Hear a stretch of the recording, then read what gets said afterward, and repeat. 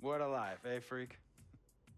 1 minute you're playing 21 and horse on the courts in Harlem, and the next moment you're in the showroom, configuring the gunmetal and graphite exterior of your luxury car and your iPad mini.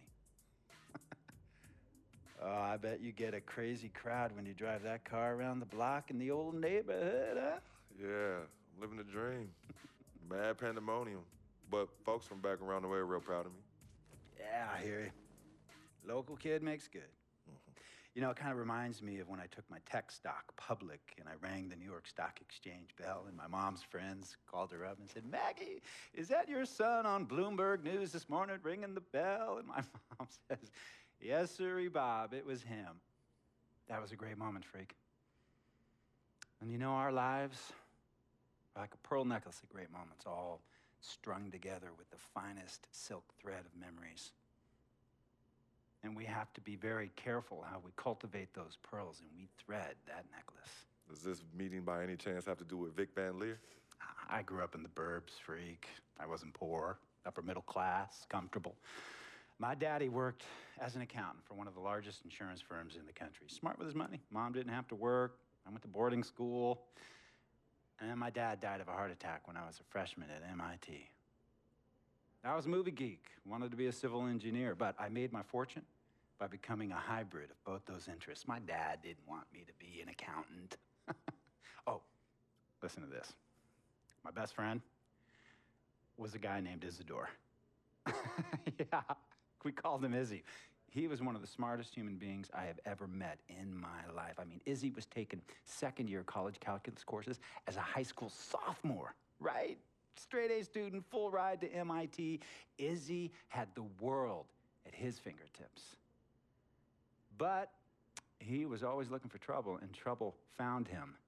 He ran with the wrong crowd. And when we got to MIT, he got this great job working for a financial consulting firm in Boston. But every weekend, he would fly to Vegas.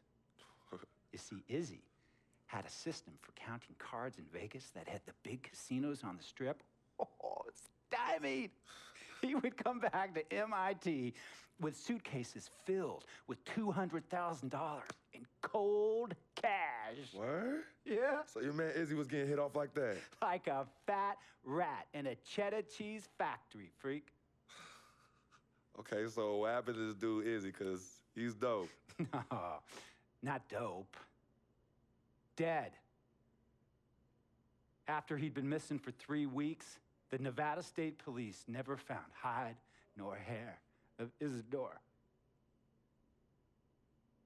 And our friendship took a hit when he asked me to hang out with him in Vegas, and I said I wouldn't do it because I knew he was on a dark and twisted path in his life. And yes, he was my dude.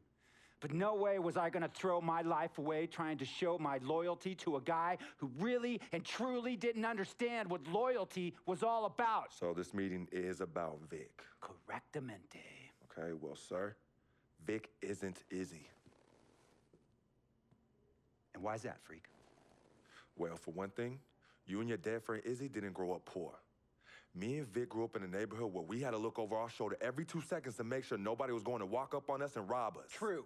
Izzy and I did not grow up in the hood.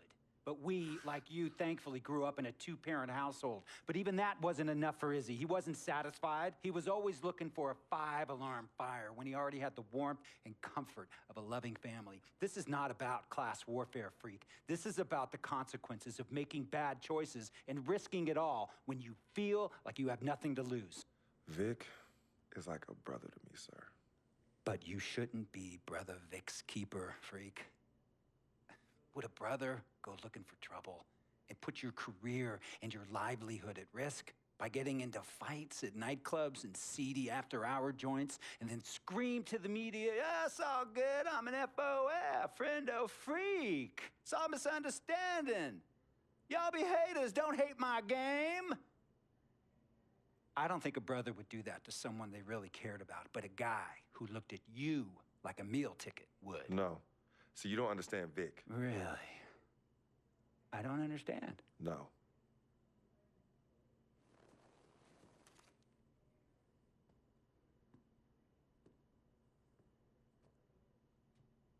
Look, man, it was a misunderstanding with the guy in the next VIP booth. His honey started flirting with me, so naturally I started flirting back.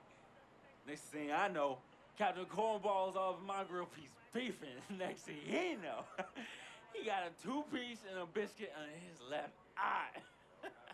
Hey, I don't know who hit him. And it damn sure wasn't me. Hey, Captain Cornball's mad because I'm an FOF, friend of freak. Hey, but check this out, though. He needs to train that hottie before he leave the house, though. Yo, he's hotties ain't loyal, man. What's there to understand? Are you freaking blind? You know, I just want to know, how much did you pay your lawyers to make all this go away? Almost $100,000. Excuse me, son, I'm sorry, I couldn't hear you. I said I paid almost $100,000. Exactly. And if you keep riding shotgun with Vic, you're gonna go broke. Quick, fast, and in a hurry. But Vic is my friend, and I grew up with him. How many times I gotta tell you, sir? Freak, this is not a request. I am not asking you to do this. I am telling you to do this. And the first order of business is that Mr. Vic Van Leer is banned from traveling with you on the road. Vic is banned from the locker room.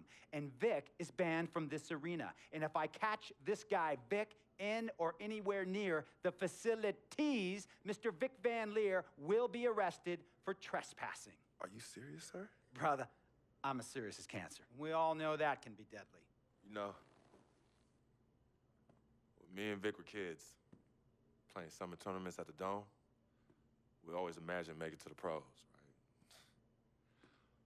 And after the crowds left, just a street light was on the court, like 11:30, 12 midnight, even 1 in the morning sometimes. We used to practice player introductions, running on the court, giving dap, high-fiving the teammates. Vic, he would act as an announcer. You know, he would introduce me, announce my name on the loudspeaker, and the Jumbotron would flash my image like a little guy dressed in long shorts and a jersey. And now, fresh off his 3-game, 62-point scoring streak, the youngest player to ever do so in NBA history, Frequency Vibrations.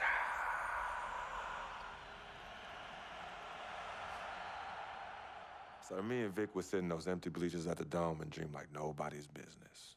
And now I'm living a dream. For real. And in so many ways, Vic was part of that.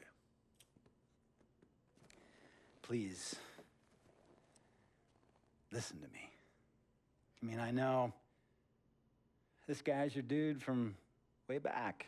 Look, me and Vic go way back like the front seats of a '67 Cadillac. That's good. We go way back. Did you say front seats? Front seats of a '67 Cadillac. We go way back like the front seats of a '67 Cadillac. Well, do you have any crickets? I'm gonna be the hit once again at Herbie Allen's Sun Valley Shindig because my fellow billionaires love it when I walk and talk that talk. So that almost sounds... No, let me tell you exactly what it sounds like. I respect, admire, and most importantly, love you as a human being and a role model. But I pay you a lot.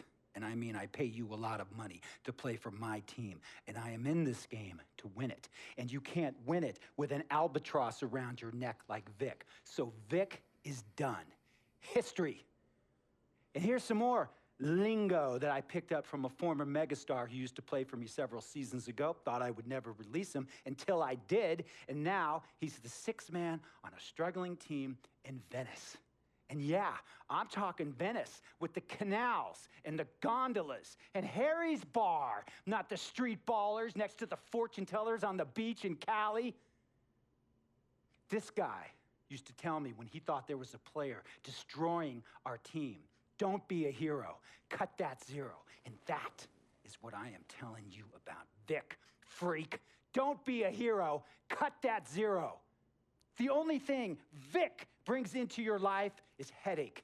and unwanted and unnecessary negative attention, and it will begin to affect your mindset.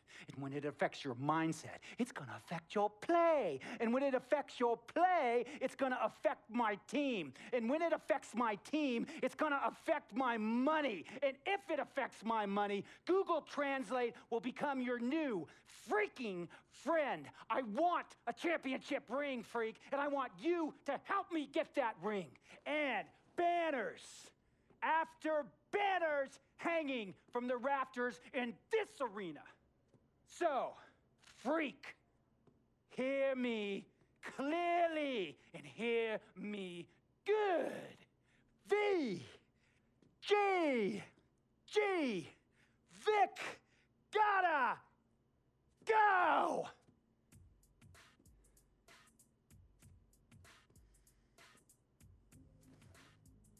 Handle your business.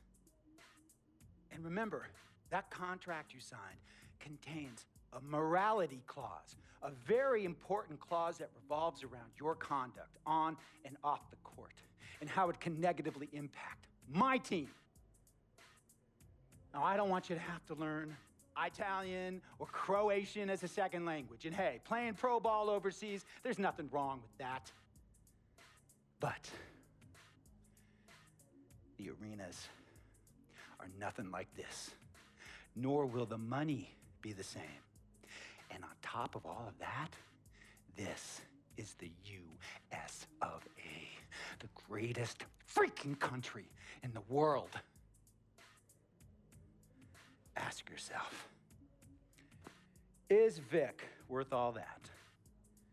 Think about it. Think long, think wrong.